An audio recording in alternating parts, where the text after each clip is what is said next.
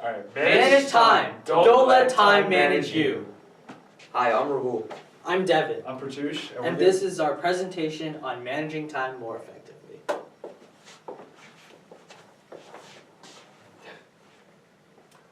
So who here absolutely just can't manage your time?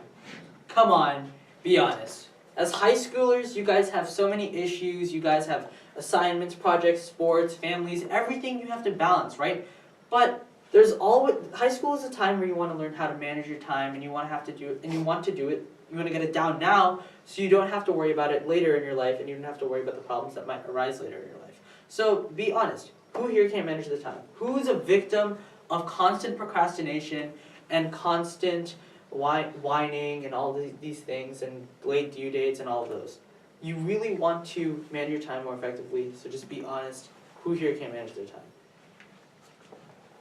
Alright, so there's 5 main reasons for time management issues. The first and biggest reason is a fear of failure. So what happens with the fear of failure is you can't meet your own expectations. So this leads to low self-efficacy, low self-esteem, and it can also lead to depression because you just feel like you're not getting anything done.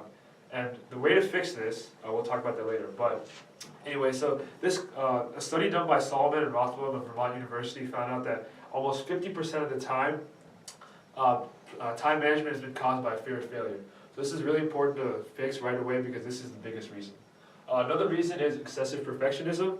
What happens with excessive perfectionism is people tend to focus on the wrong things. They tend to focus on the smaller items rather than focusing on the big picture. So what happens is you have a big book report, but instead of focusing on actually typing a report, you spend like an hour on the title page or the works cited. So you're completely wasting your time and not doing what you need to do. And then a few other reasons are low energy levels and a lack of motivation. And these two kind of go together because these can be from sleep-related issues. For example, like you don't get a lot of sleep, so then you're tired the next day, then you have no motivation to work, and then obviously you're not getting anything done. And another reason is a lack of focus. This can happen to some people, you just like detached from your work, you're ignoring details, and you're not getting anything done again. It's because your mind isn't sharp.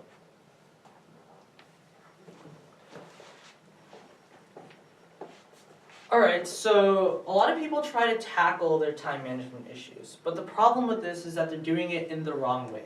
So one of the first major issues with trying to fix your own time management problems, a mistake you've been making a lot, is probably undershooting the time that it takes you to work on an assignment. So for example, let's just say that I have a science fair project due in an assignment for my science fair project due in like tomorrow, right? And I say that it's going to take me an hour.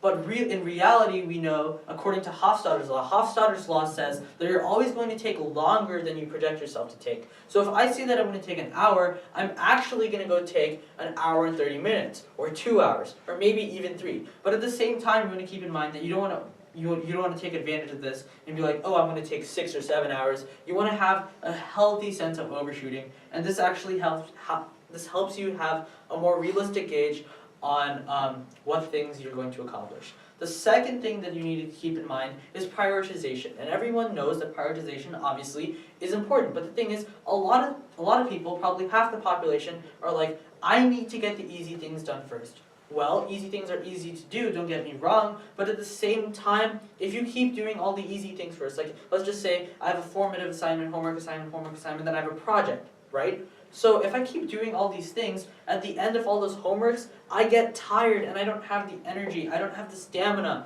to do that big project at the end. So the more effective thing to do is to do the big project first. That's my biggest grade, that's what I have to worry about the most, and then I'll do my homeworks, and then I'll do my formative assignments. Everything still gets done, but you get what needs to be done quicker. Also, the last thing we'd like to talk about here in terms of debunking the obvious solutions is multitasking. Everyone thinks that they are superhuman and that they can just multitask, do multiple things at the same time, right? But it's not cognitively possible to multitask. It's not cognitively reasonable to multitask, because what you actually need to do is you need to say, okay, here are my assignments. Unless you're outsourcing it to another person, which I don't recommend, you should do these assignments yourself, and you should say, I'm going to do this one first, I'm only going to focus on this, get that done, move on to the second one, move on to the third, and move on to the fourth. That's the way it should work. And you're going to see a very great increase in the quality and the effectiveness of your work. And it definitely will reward you in the long term.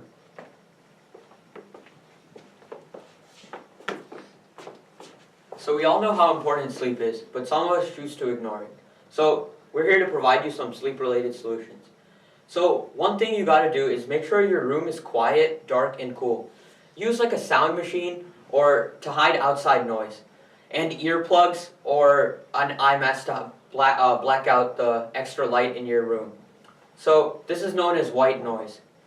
The next thing you want to do is avoid stimulating activity in stressful situations before bedtime, because this forces your mind to focus on those activities rather than focusing on sleeping, which is what you need.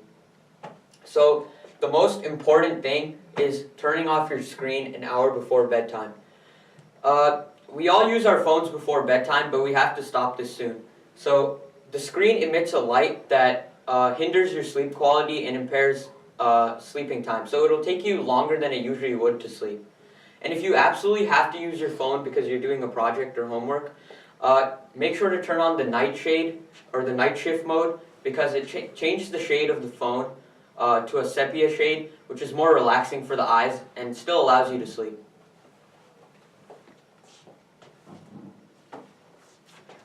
Alright, so the main solution to sleep-related issues, or to time management issues, are incentive-related solutions. So for incentive-related solutions, basically what you want to do is just give yourself rewards. So whether it be short-term or long-term.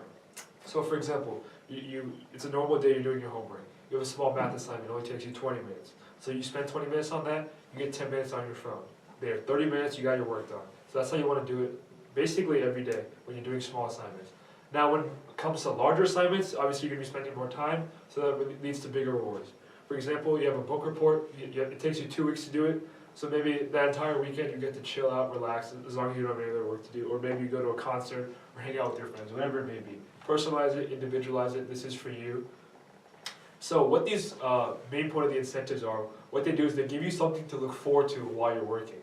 So instead of working and just thinking, oh my god, I have all this work to do, or I have to do this next, you're thinking, okay, I have this little break time where I can chill out, relax, and then collect myself and go back to work. And this is really important because it allows your mind to stay sharp and be focused. It doesn't allow your mind to get overwhelmed.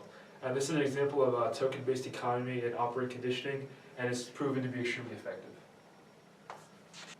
Okay, so I know you guys all love your phones, right? But now we're going to put our phones to good use, not like buying that Justin Bieber album the other day, because actually music is not really effective in helping you study, because if you're doing like a cognitive task with words or something, the noises get in your head and they mess you up. But you want to use something like this, which actually helps you and it gauges your time and it gauges the amount that you've been studying. So the way this app works, Forest, is that for every study session that you do, you grow a tree, right? So if I work one day, I have a tree. If I work another day, but the cool thing about this, it's kind of like a blacklist app, right? So if you exit the app, your tree dies.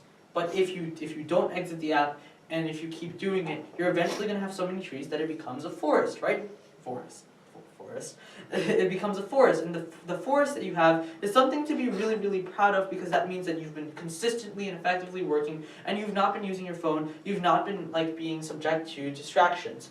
And even though it is a paid app, I would strongly recommend that you get this app. It's really good, and it really helps you gauge how you've been doing as a student, and it really helps gauge your effectiveness.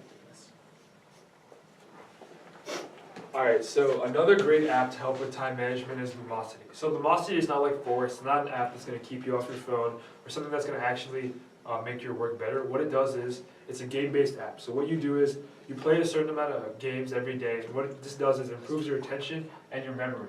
So while you're working, you're going to find out that you're working much faster, much quicker, you're getting your work done much more effectively. So it is a game-based app, so you need to make sure that you're not getting addicted to the app, because obviously that's going to ruin the point. So you know, make sure you're spending 10 to 15 minutes a day on the app, maybe in the morning, maybe after dinner. Obviously not right before you go to bed, because we know that light is going to mess up your sleep.